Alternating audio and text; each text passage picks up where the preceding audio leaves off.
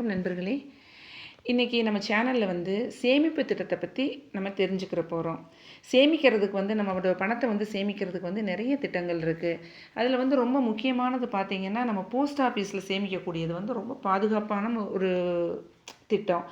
இப்போ அந்த போஸ்ட் ஆஃபீஸில் நிறைய திட்டங்கள் இருக்குது. பணம் சேமிக்கிறதுக்கு நம்ம டெபாசிட் பண்ணலாம். நம்மளுடைய பணம் ரெட்டிப்பாக்கிறதுக்கு சில திட்டங்கள் இருக்குது. இப்போ நம்ம ஒரு 5 வருஷம் மிகச்சிறிய பணத்தை நம்ம எப்படி சேமிக்கலாம் அப்படின்றத பார்க்க போகிறோம். 5 வருஷம் ஒவ்வொரு மாதம் சேமிக்கக்கூடிய ஒரு திட்டம். இதுக்கு பேர் தொடர் வைப்பு திட்டம், ஆர்டி. 5 வருஷத்துக்கு நம்ம இப்போ மாதம் என்ன பணத்தை போடுறோமோ அதை தான் நம்ம 5 வருஷமும் போட போகிறோம். இந்த திட்டத்தை பற்றி இப்போ நம்ம பார்க்கலாம். இந்த திட்டமானது இப்போ ஏழை பணக்காரர் அப்படின்ற ஒரு வித்தியாசம்லாம் கிடையாது. ஒருத்தர்னால நம்ம எவ்வளோ பணம் சேமிக்க முடியுமோ அந்த அளவுக்கு நம்ம பணத்தை சேமிக்கலாம். இப்போ 100 ரூபா தான் சேமிக்க முடியும்னா 5 வருஷம் சேமிக்கலாம். இல்லை நம்ம 1000 ரூபா தான் சேமிக்கணும் அப்படின்றதெல்லாம் கிடையாது. நம்மளால் எவ்வளோ முடியுமோ ஒரு மாதம் இப்போ 100 ரூபாயை நம்ம ஃபிக்ஸ் பண்ணுறோம்னா 5 வருஷத்துக்கு அந்த 100 ரூபாயை சேமிக்கலாம். இப்படி சாமானிய மக்களுக்காக கொண்டு வரப்பட்ட ஒரு நல்ல திட்டம் தான் அந்த ஆர்டி திட்டம். இது மத்திய அரசாங்கத்தின் கீழ் செயல்படக்கூடிய ஒரு நிறுவனம். அதனால் நம்ம பயப்பட தேவையில்லை. இப்போ தனியார் நிறுவனங்களில் போய் நம்ம பணத்தெல்லாம் டெபாசிட் பண்ணணும், அதுலேயும் நிறைய ஆர்டி ஸ்கீமெல்லாம் இருக்குது. அப்படிலாம் போட்டோம்னா எந்த நேரத்தில் அவன் தூக்கிட்டு போவான்றதே தெரியாது.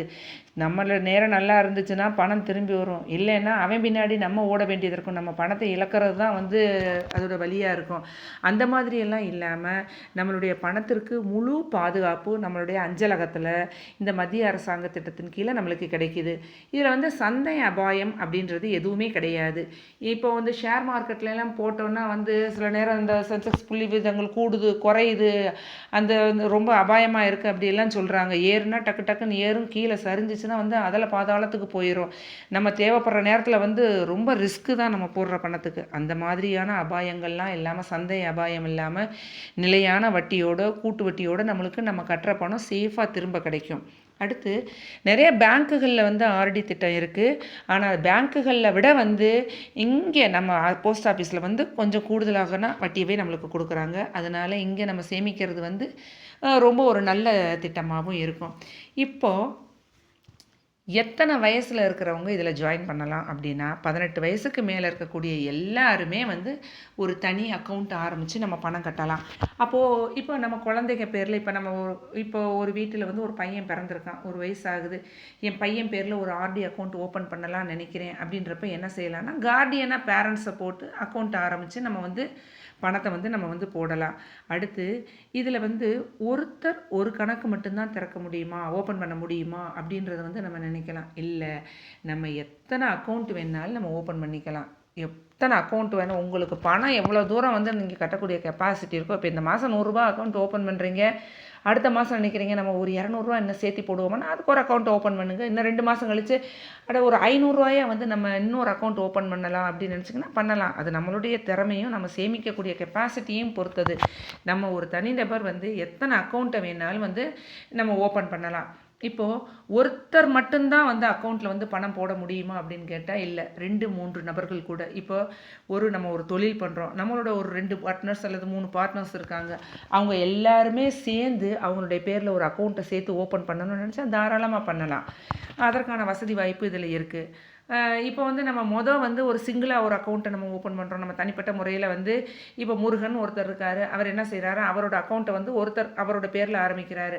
அடுத்து கூட ஒரு 2 பேரை சேர்த்துக்கணும்னு நினைக்கிறாரு. இப்போ கண்ணன் லட்சுமணன்ற 2 பேர்த்த சேர்க்கணும்னு நினைக்கிறாருன்னா தாராளமாக சிங்கிள் அக்கௌண்ட்டை ஜாயிண்ட் அக்கௌண்ட்டாக மாற்றக்கூடிய வசதி இந்த திட்டத்தில் இருக்குது. அடுத்து இப்போ இப்போ ஒரு ஆர்டி ஓப்பன் பண்ணணும்னு நினைக்கிறோம். இதுக்கு என்னென்ன கொண்டு போகணும் அப்படின்னா, PAN card xerox, Aadhaar card xerox, photo, இந்த 3ஐயும் நம்ம கொண்டுட்டு போய் போஸ்ட் ஆஃபீஸில் கொடுத்தோம்னா இதை வச்சு நம்ம நம்மளுடைய அக்கௌண்ட்டை ஓப்பன் பண்ணிக்கலாம். இப்போ இப்போ போஸ்ட் ஆஃபீஸுக்கு தான் போகணுமா, ஆன்லைன்லேயே இந்த அக்கௌண்ட்டை ஓப்பன் பண்ணிக்க முடியாதா அப்படின்னு கேட்டால், கண்டிப்பாக ஆன்லைன்லேயும் இந்த அக்கௌண்ட்டை நம்ம ஓப்பன் பண்ணி நம்ம பணத்தை கட்டிக்கிறலாம். அதுக்கு அடுத்து இதில் பார்த்திங்கன்னா, இதில் நாமினி வசதி உண்டு. நாமினி வசதி, இப்போ நாமினினா என்ன அப்படின்னு பார்த்தீங்கன்னா, இப்போ நம்ம பணத்தை கட்டிட்டு வரோம். இப்போ நானே போஸ்ட் ஆஃபீஸில் ஒரு அக்கௌண்ட் மாதம் ஒரு 1000 ரூபாய்க்கு நான் கட்டிட்டு வரேன். இப்போ கட்டும் பொழுது இடையில எனக்கு ஏதாவது ஆயிடுதுன்னு வைங்க, அந்த மாதிரி ஆயிடுச்சுன்னா நான் யாரை நாமினியாக போட்டிருக்கணும், அந்த நாமினிக்கு அவங்க போய் அந்த நாமினி அந்த புக்கு எல்லாத்தையும் காமிச்சு அவங்க அந்த அக்கௌண்ட்டில் இருக்க பணத்தை நம்ம வாங்கிக்கிற முடியும். அடுத்து இந்த இதில் வந்து குறைஞ்சது எவ்வளோ அமௌண்ட் போடலாம் அப்படின்னு நீங்கள் கேட்டிங்கன்னா, குறைஞ்சபட்ச அமௌண்ட் வந்து நூறுரூபா. இதில் நூறுரூபாலேருந்து நம்ம எவ்வளோ நினைக்கிறோமோ அந்த அளவு அமௌண்ட்டை வந்து நம்ம என்ன செய்யலாம், கட்ட ஆரம்பிக்கலாம். இப்போ ஒரு நூறுரூவாயை நம்ம ஃபிக்ஸ் பண்ணோம்னா 5 வருஷம் நூறுரூபா. சரி, ஒரு 110 ரூபாயா நான் ஃபிக்ஸ் பண்ணுறேன் அப்படின்னா 5 வருஷத்துக்கு 110 ரூபாயா கட்டலாம். இல்லைங்க, நான் ஒரு 170 ரூபாயா போடலாம்னு நினைக்கிறேன், கண்டிப்பாக கட்டுங்க. ஒரு 250 ரூபாயா நான் கட்ட நினைக்கிறேன், நீங்கள் தாராளமாக கட்டலாம். நம்ம ஸ்டார்டிங்கில் வந்து என்ன அமௌண்ட்டை ஃபிக்ஸ் பண்ணுறோமோ அதை தான் அந்த 5 வருஷமும் நம்ம வந்து போஸ்ட் ஆஃபீஸில் நம்ம கட்ட போகிறோம். ஓகே, இப்போது வந்து 5 வருஷம் நம்ம பணம் கட்டிட்டோன்னு வைங்க. இப்போ வந்து ஒருத்தர் 1000 ரூபா 5 வருஷம் கட்டிட்டு வர்றாருன்னா 5 வருஷம் முடிஞ்சிருது. அடடா, இதை இப்படியே கண்டினியூ பண்ணலாம்னு நினைச்சுன்னா மேற்கொண்டு வந்து ஒரு 5 வருஷம் வந்து இந்த பணம் கட்டுற முறையை வந்து நீங்கள் நீட்டிச்சுக்கலாம். அதுக்கடுத்து இதுக்கு என்னப்பா வட்டி விகிதம் கொடுக்குறாங்கன்னா 6.7% வந்து வட்டி விகிதம் வந்து இந்த ஆர்டிக்கு கவர்மெண்ட்டில் நம்மளுக்கு கொடுக்குறாங்க. அடுத்து இப்போ நம்ம பணம் கட்டிட்டு வர்றோம்னு வைங்க. இப்போ இதில் லோன் வாங்குறதுக்கு வசதி இருக்கா? திடீர்னு நம்மளுக்கு ஒரு தேவை ஏற்படுது, நம்ம லோன் வாங்கலாமா அப்படின்னு பார்த்தோம்னா, இப்போ நீங்கள் 100 ரூபா கட்டிட்டு வர்றீங்கன்னு வைங்க, கம்பல்சரி 1 வருஷம் நீங்கள் கட்டி ஆகணும். 1 வருஷம் அப்படின்றப்ப 12 மாதம் நீங்கள் கட்டுறீங்க. அப்போ 12 × 100 வந்து 1200 ரூபா கட்டிடுறீங்க. ஒரு அவசர தேவை நம்மளுக்கு தேவை, நம்ம அதிலேருந்து 50% வாங்கிக்கலாம். இப்போ 1200னா இப்போ எவ்வளோ வாங்கிக்கலாம், 600 ரூபா நம்ம லோன் வாங்க முடியும்.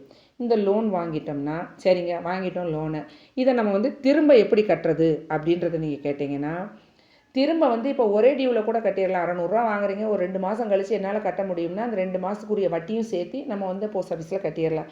இல்லைங்க, இதை வந்து நான் ஒரு 6 மாதம் தவணையாக கட்டுறேன்னா மாதம் 100 ரூபாயும் அதற்கான வட்டியும் சேர்த்து வந்து நீங்கள் கட்டிடலாம். ஒவ்வொரு மாதம் 100 ப்ளஸ் அதற்குரிய வட்டி. அப்போ 6 மாதம் கட்டிட்டோம்னா 600 ரூபா கழிஞ்சிருது. அப்போ நம்ம அக்கௌண்ட்டில் வந்து பணம் போய் சேர்ந்துருது. இந்த மாதிரி வந்து நீங்கள் கட்டி முடிச்சதுக்கு முன்னாடி எத்தனை தடவை வேணாலும் நீங்கள் வந்து லோன் எடுத்துக்கலாம்.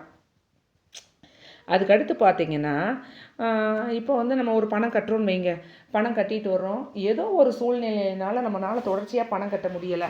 அப்போ நம்ம என்னங்க செய்கிறது? 5 வருஷம் கழித்து தான் இந்த அமௌண்ட்டை வந்து நம்ம வந்து க்ளோஸ் பண்ணி எடுக்க முடியுமான்றதை நீங்கள் கேட்கலாம். அப்படி கிடையாதுங்க.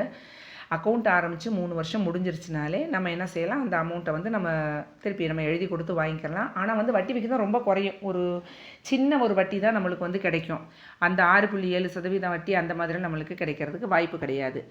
அடுத்து பார்த்திங்கன்னா, இது வந்து கூட்டு வட்டி முறை திட்டம்.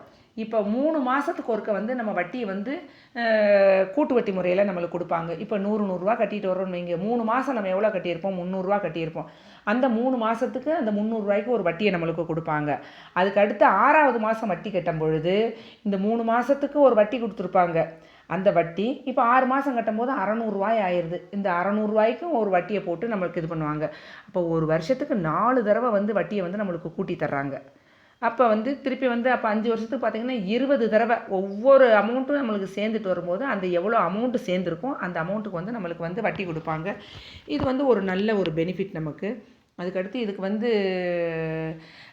டேக்ஸ் உண்டான்னு கேட்டிங்கன்னா கண்டிப்பாக உண்டு. இப்போ வந்து 10,000 ரூபாய்க்கு மேலே வந்து நம்ம வட்டி வாங்கணும் அப்படின்னு சொன்னோம்னா அப்போ 10% வந்து நம்மளுக்கு வந்து கவர்மெண்ட்டில் வந்து வட்டியை பிடிச்சிட்டு தான் நம்மளுக்கு வந்து கண்டிப்பாக கொடுப்பாங்க. வரி விலக்கு இதுக்கு கிடையாது. சரிங்க, இப்போ அடுத்து பார்த்தோம்னா ஒரு கணக்கு நம்ம பார்க்குறோம்.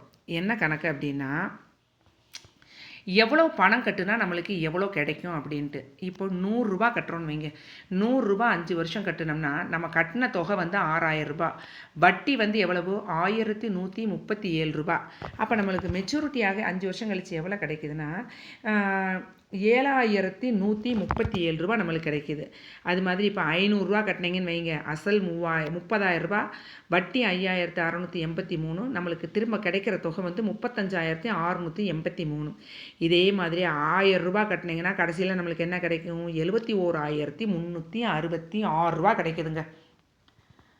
அடுத்து வந்து 2000 ரூபாயை நம்ம கட்டினோம்னா நம்மளுக்கு எவ்வளோ கிடைக்குது, 1,42,732 ரூபாயாக கிடைக்கிது. 2500 ரூபாயாக கட்டினோம்னா எவ்வளோ மெச்சூரிட்டி அமௌண்ட்டு, 1,78,415 ரூபா நம்மளுக்கு கிடைக்கிது. இப்போ 3000 ரூபாயை நம்ம கட்டணும்னு வைங்க, மாதம் 3000 ரூபா கட்டினோம்னா 1,80,000 ரூபா வந்து நம்ம கட்டுவோம். அதற்கு எவ்வளோ நம்மளுக்கு அமௌண்ட்டு கிடைக்கும், 2,14,098 ரூபா நம்மளுக்கு ரிட்டர்ன் அமௌண்ட்டு கிடைக்கும். இது மாதிரி 4000 ரூபா கட்டினீங்கன்னா உங்களுக்கு எவ்வளோ கிடைக்கும், மொத்த மெச்சூரிட்டி ஆகிறது 2,85,464 ரூபா நம்மளுக்கு கிடைக்கும். இதே மாதிரி 5000 ரூபா கட்டினோம்னா 3 லட்ச ரூபா அசல் கட்டுவோங்க. வட்டி எவ்வளோ கிடைக்கும்? 56,830 ரூபா. இது வந்து மொத்தம் ரெண்டையும் சேர்க்கும் போது அசலையும் வட்டியும் சேர்த்தோம்னா 3,56,830 ரூபா கிடைக்கும். இப்போ இதே இது நம்ம 1000 ரூபா கட்டணும்னு வைங்க, மொத்தம் நம்ம வந்து 6 லட்ச ரூபா கட்டியிருப்போம். 6 லட்ச ரூபாய்க்கு வட்டி மட்டும் பார்த்தீங்கன்னா 1,13,660 ரூபா. அப்போ நம்மளுக்கு மொத்தம் எவ்வளோ கிடைக்குங்க? 7,13,660 ரூபா நம்மளுக்கு வந்து ரிட்டர்ன் அமௌண்ட்டு கிடைக்கும். இப்போது உங்களால் முடிஞ்சது 10,000 ரூபா மாதம் வந்து 10,000 ரூபா கட்டிட்டீங்கன்னு வைங்க, கடைசியில் நம்மளுக்கு மெச்சூரிட்டி வேல்யூ வந்து 7,13,660 ரூபா கிடைக்குது இல்லைங்களா? 5 வருஷம் கட்டிட்டோம். நம்ம பிள்ளைக்கு 1 வயசு இருக்கும்போது என்னால் 10,000 ரூபா கட்ட முடியும்னு நம்ம கட்டிட்டோம். இப்போ இதை என்ன செய்யலாம் நீங்கள் அப்படின்னா, கிஷான் விகாஸ் பத்திரம் இருக்குது. அந்த கிஷான் விகாஸ் பத்திரம் 9 வருஷம் 7 மாதம் அதில் நீங்கள் டெபாசிட் பண்ணிட்டீங்கன்னு வைங்க. ஒரு தடவை டெபாசிட் இந்த 7,13,660 டெபாசிட் பண்ணிட்டோன்னா நம்மளுக்கு இரட்டிப்பாக 9 வருஷம் 7 மாதம் கழித்து இரட்டிப்பாக கிடைக்கும். அப்போ பார்த்தீங்கன்னா 14,27,000 சம்திங் வந்து நம்மளுக்கு அமௌண்ட் கிடைக்கிது. இது எவ்வளோ பெரிய தொகை பாருங்கள். நம்ம பிள்ளைங்க படித்து வரும்போது அதுகளுக்கு வந்து நம்ம ஒரு காலேஜுக்கோ இதுக்கோ நம்ம மேற்படிப்புக்கோ பணத்தை செலவழிக்கிற மாதிரியான ஒரு ரிட்டர்ன்ஸ் நம்மளுக்கு கிடைக்கிது. அப்போ நம்மளுக்கு எவ்வளோ சந்தோஷமாக இருக்கும் பாருங்கள். நம்ம சேமிக்கக்கூடிய ஒரு சின்ன சின்ன தொகை வந்து நம்மளுக்கு வந்து ஒரு மிகப்பெரிய தொகையாக வந்து நம்ம ரிட்டர்னில் கிடைக்கும் பொழுது ரொம்ப மிகுந்த சந்தோஷப்படுறோம். அப்படி நம்ம சேமிக்கக்கூடிய தொகையை வந்து ஒரு பாதுகாப்பான ஒரு இடத்துல வந்து சேமித்தோம்னா இது அதை விட சந்தோஷமாக இருக்கும். நம்ம வந்து எதை பற்றியும் கவலைப்பட தேவையில்லை. ஐயோ இருக்குமா ஓடிருமான்ற எந்த விதமான பயமும் நம்ம கொள்ள தேவையில்லை. அப்போது இது மாதிரியாக அஞ்சலகத்தில் வந்து நம்ம சேமித்து நம்ம பிள்ளைகளுடைய எதிர்காலத்தை வளமாக்கலாம். நன்றி. வணக்கம் நண்பர்களே.